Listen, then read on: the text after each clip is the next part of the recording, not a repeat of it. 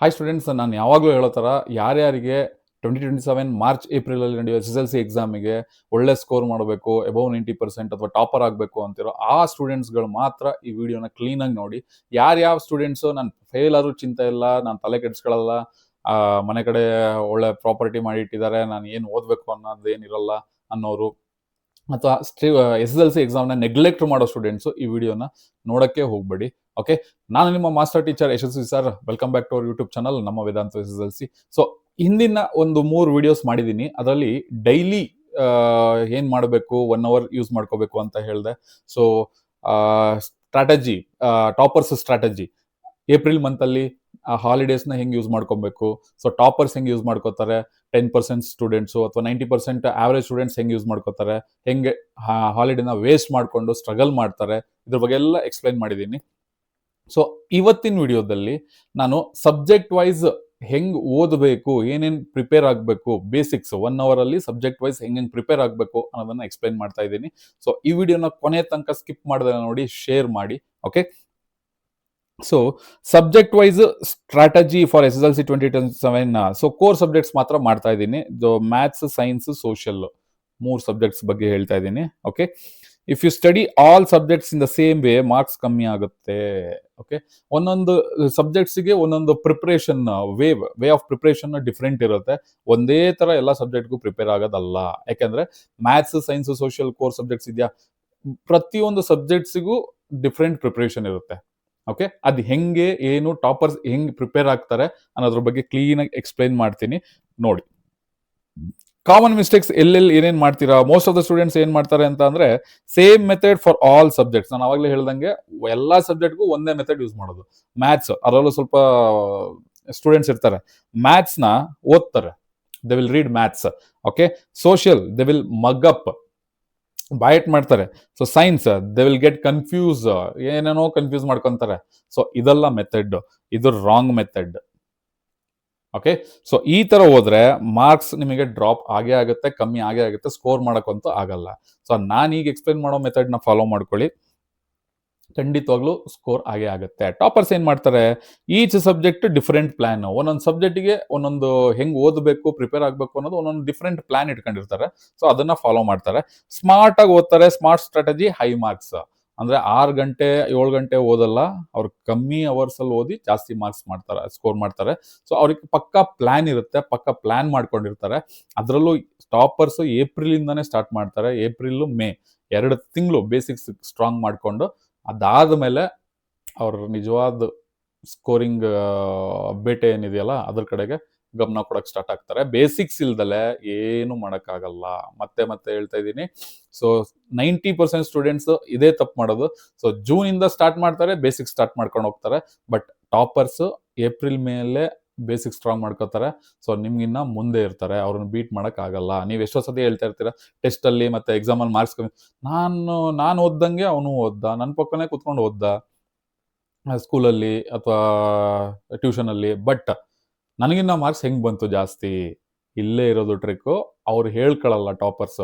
So April month ಅಲ್ಲಿ ಮತ್ತೆ May month ಅಲ್ಲಿ ಅವ್ರು ಆಲ್ರೆಡಿ 50% ಬೇಸಿಕ್ಸ್ ಮುಗಿಸ್ಕೊಂಡು, ಟೋಟಲ್ 50% ಕಾನ್ಸೆಪ್ಟ್ಸ್, ಬೇಸಿಕ್ಸ್ ಮುಗಿಸ್ಕೊಂಡ್ರೆ 50% ಕಾನ್ಸೆಪ್ಟ್ಸ್ ಮುಗ್ದಂಗೆ.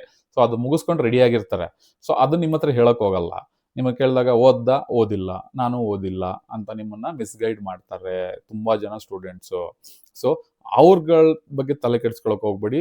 ನಿಮಗೆ ಟಾಪರ್ಸ್ ಐಡಿಯಾ ಏನಿದೆ ಅಂತ ಎಕ್ಸ್ಪ್ಲೈನ್ ಮಾಡ್ತಾ ಇದ್ದೀನಿ, ಅದನ್ನ ಫಾಲೋ ಮಾಡ್ಕೊಳ್ಳಿ. ನೀವು ಸ್ಕೋರ್ ಮಾಡಿ, ನೀವು ಟಾಪರ್ ಆಗಿ. ಓಕೆ, ಸೊ ಮ್ಯಾಥ್ಸ್ಗೆ ಏನ್ ಸ್ಟ್ರಾಟಜಿ ಇದೆ?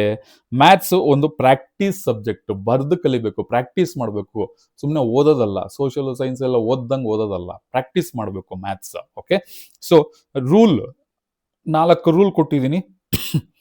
Don't read, solve. ಅಂದ್ರೆ ಪ್ರಾಕ್ಟೀಸ್ ಮಾಡಬೇಕು, ಬರೀ ಓದೋದಲ್ಲ, ಅದು 1ನೇ rule. So daily 5 to 10 problems, easy, medium, hard, ಅದನ್ನ ನೀವು ಡಿವೈಡ್ ಮಾಡ್ಕೊಳ್ಳಿ. ಡೈಲಿ 5ರಿಂದ 10 ಪ್ರಾಬ್ಲಮ್ಸ್, ಕಾನ್ಸೆಪ್ಟ್ನ ಅರ್ಥ ಮಾಡ್ಕೊಳ್ಳಿ, ಅದನ್ನ ಆ ಕಾನ್ಸೆಪ್ಟ್ನ ಅಪ್ಲೈ ಮಾಡುವಂಥ ಪ್ರಾಬ್ಲಮ್ಸ್ಗಳನ್ನ ಸಾಲ್ವ್ ಮಾಡಿ. Okay, then formula book maintain ಮಾಡಿ. ಫಾರ್ಮುಲಾ ಬುಕ್ ನಾನು ಹೆಂಗೆ ಮಿಸ್ಟೇಕ್ ನೋಟ್ ಬುಕ್ ಅಂತ ಮೇಂಟೈನ್ ಮಾಡಿ ಅಂತ ಹೇಳಿದ್ದೀನಿ. ನೀವು ಮಾಡೋ ತಪ್ಪುಗಳನ್ನೆಲ್ಲ ಅದರಲ್ಲಿ ಬರೆದು ಅದನ್ನ ಬಗ್ಗೆ ಗಮನ ಕೊಡ್ತಾ ಇರಿ, ಅದನ್ನ ಸಾಲ್ವ್ ಮಾಡ್ಕೊಂಡು ಹೋಗಿ ಅಂತ. ಸೊ ಅದೇ ಥರ ಮ್ಯಾಥ್ಸಲ್ಲಿ ಫಾರ್ಮುಲಾ ಬುಕ್ಕು, ನೀವು ಓದೋ ಪ್ರತಿಯೊಂದು ಚಾಪ್ಟ್ರಲ್ಲಿ ಏನೇನು ಫಾರ್ಮುಲಾಸ್ ಬರುತ್ತೆ ಅದನ್ನು ಬರೆಯೋಕ್ಕೆ ಸ್ಟಾರ್ಟ್ ಮಾಡಿ. ಸೊ ನಿಮಗೆ ಫಾರ್ಮುಲಾ ಶೀಟು ಅಥವಾ ನಿಮಗೆ ಮೈಂಡ್ ಮ್ಯಾಪ್ ಶೀಟು ಎಲ್ಲ ನಾವು ಕೊಡ್ತೀವಿ, ತೊಂದರೆ ಇಲ್ಲ. ಬಟ್ ಈಗ ನೀವು ಕಲಿಬೇಕು ಅಂದಾಗ ನಾವು ಕೊಡೋದೆಲ್ಲ ನಿಮಗೆ ರಿವಿಷನ್ಗೆ ಹೆಲ್ಪ್ ಆಗ್ತದೆ. ಸೊ ಈಗ ನೀವು ಕಲಿಬೇಕು ಅಂದಾಗ ಸ್ಟಾರ್ಟಿಂಗಲ್ಲಿ ಒಂದೊಂದು ಚಾಪ್ಟ್ರಲ್ಲಿ ಎಷ್ಟೆಷ್ಟು ಫಾರ್ಮುಲಾಸ್ ಬರುತ್ತೆ ಅದನ್ನು ಬರೆದಿಟ್ಕೊಳ್ಳಿ. Okay. Then rule 4, maintain mistake notebook. ನಾನು ಹೇಳಿದೆ ಮಿಸ್ಟೇಕ್ ನೋಟ್ಬುಕ್ ಕೂಡ ಮೇಂಟೈನ್ ಮಾಡಿ. It will help to avoid repeated errors. Okay, ನಾನು ಅವಾಗಲೇ ಹೇಳ್ದಂಗೆ ಎಲ್ಲ ವಿಡಿಯೋದಲ್ಲೂ ಹೇಳ್ದಂಗೆ ಒಂದು ನೋಟ್ಬುಕ್ ನೀವು ಯಾವುದೋ ಒಂದು ಪ್ರಾಬ್ಲಮ್ ಸಾಲ್ವ್ ಮಾಡ್ತಾ ಇರ್ತೀರಾ, ಮಧ್ಯದಲ್ಲಿ ಸ್ಟೆಪ್ ಮರ್ತೋಗ್ಬಿಡುತ್ತೆ. ಆ ಪ್ರಾಬ್ಲಮ್ ಯಾವ ಸ್ಟೆಪ್ ಮರ್ತೋಯ್ತು ಅದನ್ನು ಮೆನ್ಷನ್ ಮಾಡ್ಕೊಳ್ಳಿ. ಓಕೆ, ಅದನ್ನು ಪ್ರಾಕ್ಟೀಸ್ ಮಾಡಿ 1 or 2 days. ಮತ್ತೆ ಬುಕ್ ಮುಚ್ಚಿಟ್ಟು ಅದನ್ನ ಪ್ರಾಬ್ಲಮ್ನ ಸಾಲ್ವ್ ಮಾಡಿ. ಸ್ಟೆಪ್ ಬೈ ಸ್ಟೆಪ್ ಕ್ಲೀನಾಗಿ ಬರೋ ತನಕ ಬರಬೇಡಿ. ಎಲ್ಲ ಸ್ಟೆಪ್ಪು ಕ್ಲೀನಾಗಿ ಬರೆದ ಮೇಲೆ ಇದನ್ನ ಕಾಟ್ ಮಾಡ್ಕೊಳ್ಳಿ. ಅಂದರೆ ಆ ಪ್ರಾಬ್ಲಮ್ನ ನೀವು ಓವರ್ಕಮ್, ಅಂದರೆ ನೀವು ಅದನ್ನ ರಿಪೀಟೆಡ್ ಆಗಿ ತಪ್ಪು ಮಾಡೋದನ್ನ ನೀವು ತಪ್ಪಿಸ್ತೀರಾ. ಅಂದರೆ ನೀವು ಕಾನ್ಫಿಡೆನ್ಸ್ ಜಾಸ್ತಿ ಆಗುತ್ತೆ, ಕ್ಲೀನಾಗಿ ಮಾಡ್ತೀರಾ. ಇದು ತಪ್ಪಾಗಿತ್ತು, ತಪ್ಪನ್ನ ನೋಟ್ ಮಾಡ್ಕೊಂಡಿದ್ದೆ, ಅದು ಪ್ರಾಕ್ಟೀಸ್ ಮಾಡಿದೆ, ಸೊ ಅದೀಗ ಪಕ್ಕ ಆಗಿದ್ದೀನಿ 100%, ಯಾವುದೇ ಸ್ಟೆಪ್ ಆ ಪ್ರಾಬ್ಲಮಲ್ಲಿ ಮಿಸ್ ಆಗಲ್ಲ ಅನ್ನೋದನ್ನ ಅರ್ಥ ಮಾಡ್ಕೊಳ್ತೀರಾ. ಸೊ ಅದನ್ನ ಕಾಟ್ ಮಾಡ್ಕೊಳ್ಳಿ. ನೆಕ್ಸ್ಟ್ ಇನ್ನೊಂದು ಏನಾದ್ರು ತಪ್ಪಾಗಿದೆ, ಯಾವ್ದಾದ್ರು ಪ್ರಾಬ್ಲಮ್ ತಪ್ಪಾಯ್ತು ಅಂದ್ರೆ ಅದನ್ನ ನೋಟ್ ಮಾಡ್ಕೊಳ್ಳಿ ಮಿಸ್ಟೇಕ್ ನೋಟ್ಬುಕ್ಕಲ್ಲಿ. ಅದನ್ನ ಪ್ರಾಕ್ಟೀಸ್ ಮಾಡಿ, ಅದು ಪಕ್ಕ ಆಯ್ತು ಅಂದಮೇಲೆ ಅದನ್ನ ಕಾಟ್ ಮಾಡಿ. ಈ ತರ ನೋಟ್ಬುಕ್, ಮಿಸ್ಟೇಕ್ ನೋಟ್ಬುಕ್ನ ಮೇಂಟೈನ್ ಮಾಡಿ. ಇದನ್ನ ಟಾಪರ್ಸ್ ಕೂಡ ಮಾಡ್ತಾರೆ. ಯಾಕಂದರೆ ಟಾಪರ್ ಆಗಬೇಕು ಅಂದ್ರೆ ಎಲ್ಲೂ ತಪ್ಪಾಗಬಾರ್ದು, ಯಾವ ಸ್ಟೆಪ್ಪಲ್ಲೂ ತಪ್ಪಾಗಬಾರ್ದು ಮ್ಯಾಥ್ಸಲ್ಲಿ. ಸೊ ಆ ಥರ ತಪ್ಪಾಗಿರೋದನ್ನ ಇದು ತಪ್ಪಾಗಿದೆಯಾ, ಸರಿ ನೆಕ್ಸ್ಟ್ ಟೈಮಲ್ಲಿ ನಾನು ಬರಿತೀನಿ, ಆ ಥರ ಅಲ್ಲ. ನೋಟ್ ಮಾಡ್ಕೊಳ್ಳಿ ಒಂದು ಬುಕ್ಕಲ್ಲಿ. ಸೊ ಅವಾಗ ಆ ತಪ್ಪುಗಳು ಮತ್ತೆ ಮತ್ತೆ ಮಾಡಲ್ಲ ನೀವು. ಸೊ ಗೋಲ್ಡನ್ ರೂಲ್ ಏನು? More practice more marks. ಮ್ಯಾಥ್ಸಲ್ಲಿ ನೀವು ಎಷ್ಟು ಪ್ರಾಕ್ಟೀಸ್ ಮಾಡ್ತೀರೋ ಅಷ್ಟು ಮಾರ್ಕ್ಸ್ ಜಾಸ್ತಿ ಬರುತ್ತೆ. ಅದನ್ನ ನೋಟ್ ಮಾಡ್ಕೊಳ್ಳಿ. ಸೊ ಸೈನ್ಸ್ ಸಬ್ಜೆಕ್ಟ್ ಸ್ಟ್ರಾಟಜಿ ಏನು? Science actually concept subject. Science ಅನ್ನೋದೊಂದು ಕಾನ್ಸೆಪ್ಟ್ ಸಬ್ಜೆಕ್ಟ್. ಸೊ ಅದನ್ನ ನೀವು ಅರ್ಥ ಮಾಡ್ಕೊಳ್ಳಿ. ಸೊ ಅದರಲ್ಲಿ 4 ರೂಲ್ ಕೊಟ್ಟಿದ್ದೀನಿ. ಅಂಡರ್ಸ್ಟ್ಯಾಂಡ್ ಫಸ್ಟ್, ಡೋಂಟ್ ಮಗ್. ಸೈನ್ಸ್ನ ಅರ್ಥ ಮಾಡ್ಕೊಳ್ಳಿ, ಮಗ್ಗಪ್ ಮಾಡಬೇಡಿ, ಬಾಯಟ್ ಮಾಡಬೇಡಿ. ಓಕೆ. ಇಂಪಾರ್ಟೆಂಟ್ ಡಯಾಗ್ರಾಮ್ಸ್ನ ಬರೆದು ಕಲೀರಿ. ಅದರಲ್ಲಿ ಲೇಬಲಿಂಗ್ ಮಾಡೋದನ್ನ ಮರಿಬೇಡಿ, ಡಯಾಗ್ರಾಮ್ಸ್ನ ಕ್ಲೀನಾಗಿ ಬರೀರಿ. ಸೊ ಈಗ ಆಲ್ರೆಡಿ ನಿಮಗೆ 9th ಅಲ್ಲಿ ಎಕ್ಸ್ಪ್ಲೈನ್ ಮಾಡಿರ್ತಾರೆ ಯಾವ ಡಯಾಗ್ರಾಮ್ಸ್ ಯಾವ ಥರದ್ದು ಇಂಪಾರ್ಟೆಂಟ್ ಅಂತ. ಸೊ 10th ಅಲ್ಲಿ ನೋಡ್ಕೊಳ್ಳಿ ಯಾವ ಡಯಾಗ್ರಾಮ್ಸ್ ಇದೆ, ಅದನ್ನೆಲ್ಲ ಒಂದು ಕಡೆ ಬರೆದಿಟ್ಕೊಳ್ಳಿ. ಅದನ್ನು ಪ್ರಾಕ್ಟೀಸ್ ಮಾಡಿ. ಲೇಬಲಿಂಗ್ ಮಾಡೋದನ್ನು ಮರಿಬೇಡಿ. ಡಯಾಗ್ರಾಮ್ಸ್ ತುಂಬ ಇಂಪಾರ್ಟೆಂಟ್ ಸೈನ್ಸಲ್ಲಿ. ದೆನ್ ರೂಲ್ 3, ಕೀವರ್ಡ್ಸ್ ರಿಮೆಂಬರ್ ಮಾಡಿ, ನೆನ್ಪಿಟ್ಕೊಳ್ಳಿ. ಕೀವರ್ಡ್ಸ್ ಸೈನ್ಸಲ್ಲಿ ಕೀವರ್ಡ್ಸ್ನ ನೆನ್ಪಿಟ್ಕೊಳ್ಳಿ. Explain like a teacher. ಅಂದರೆ ಸೈನ್ಸ್ನ ಹೆಂಗೆ ಮಾಡಿ ಅಂತ ಅಂದರೆ, ಓದಿದ ಮೇಲೆ ಬುಕ್ ಮುಚ್ಚಿಟ್ಟು ನಿಮ್ಮ ಮುಂದ್ಗಡೆ ಸ್ಟೂಡೆಂಟ್ಸ್ ಇದ್ದಾರೆ ಅಂತ, ಅಂದರೆ ನಿನ್ನ ಕ್ಲಾಸ್ಮೇಟ್ಸೇ ಇದ್ದಾರೆ ಅಥವಾ ನಿಮಗಿನ್ನ 9th, ಈಗ ನೀವು 9th ಪಾಸ್ ಆಗಿ 10th ಬರ್ತಾ ಇದ್ದೀರಾ. ಸೊ ನಿಮ್ಮ ಜೂನಿಯರ್ಸ್ 9th ಅವ್ರು ಇದ್ದಾರೆ, 8th ಅವ್ರು ಇದ್ದಾರೆ, ಅಥವಾ ನಿಮ್ಮ ಸ್ಟೂಡೆಂಟ್ಸೇ ಇದ್ದಾರೆ, ನಿಮ್ಮ ಫ್ರೆಂಡ್ಸ್ ಇದ್ದಾರೆ ಅಂತ ಅನ್ಕೊಳ್ಳಿ. ಸೊ ಓದಿದ್ದನ್ನ ಬುಕ್ ಮುಚ್ಚಿಟ್ಬಿಡಿ. ಸೊ ನೀವು ಎಕ್ಸ್ಪ್ಲೇನ್ ಮಾಡ್ತಾ ಹೋಗಿ, ನಿಮ್ಮದೇ ವೇಯಲ್ಲಿ ಎಕ್ಸ್ಪ್ಲೇನ್ ಮಾಡಕ್ಕೆ ಸ್ಟಾರ್ಟ್ ಮಾಡಿ. ನೀವು ಪಾಠ ಮಾಡೋ ನಿಮ್ಮ ಟೀಚರ್ಸ್ ಕ್ಲಾಸಲ್ಲಿ ಪಾಠ ಮಾಡ್ತಾರಲ್ಲ ಆ ಥರ ಪಾಠ ಮಾಡಕ್ಕೆ ಹೋಗಿ, ಅಥವಾ ನಾವು ಪಾಠ ಮಾಡ್ತೀವಲ್ಲ ಆ ಥರ ಪಾಠ ಮಾಡಿ ಎಕ್ಸ್ಪ್ಲೇನ್ ಮಾಡ್ತಾ ಹೋಗಿ. ಸುಮ್ಮನೆ ನಿಮ್ಮ ಮುಂದೆ ಯಾರೂ ಇರಲ್ಲ, ಬಟ್ ಇದ್ದಾರೆ ಅಂತ ಎಕ್ಸ್ಪ್ಲೇನ್ ಮಾಡ್ತಾ ಹೋಗಿ. ಅವಾಗ ತಲೆ ಕೂತ್ಕೊಳ್ಳುತ್ತೆ. ಸೈನ್ಸ್ನ ಹಿಂಗೆ ಕಲೀರಿ, ಈ ಮೆಥಡಲ್ಲಿ ಸೈನ್ಸ್ನ ಕಲೀರಿ. ಓಕೆನಾ? ಸೊ ಗೋಲ್ಡನ್ ರೂಲ್ ಏನು?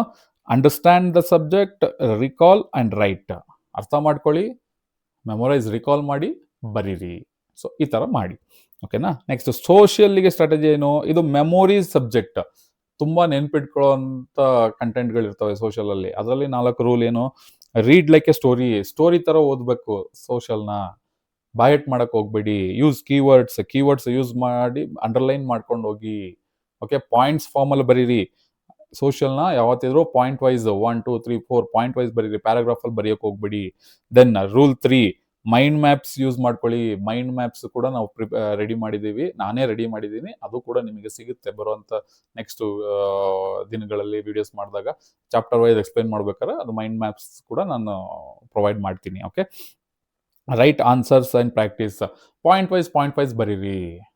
ಓಕೆ. ಇದೇ ಚಾನಲಲ್ಲಿ ನಿಮಗೆ ಸೋಷಿಯಲ್, ಈಗ ಏನು ಎಕ್ಸಾಮ್ಸ್ ಕಂಪ್ಲೀಟ್ ಮಾಡಿದ್ದಾರೆ ಅವರಿಗೆ ಸೋಷಿಯಲಲ್ಲಿ 1 mark, 2 mark, 3 mark, 4 mark. Okay. ಅದೆಲ್ಲದನ್ನು ಕನ್ನಡ ಮತ್ತು ಇಂಗ್ಲೀಷ್ 2 ಬೈಲ್ಯಾಂಗಲ್ ನೋಟ್ಸ್ ರೆಡಿ ಮಾಡಿ. ಆ ನೋಟ್ಸ್ ಕೂಡ ಅವೈಲೇಬಲ್ ಇದೆ ಆ ವಿಡಿಯೋ ಡಿಸ್ಕ್ರಿಪ್ಷನಲ್ಲಿ. ಅದಕ್ಕೆ ಎಕ್ಸ್ಪ್ಲೈನ್ ಮಾಡಿದ್ದೀನಿ.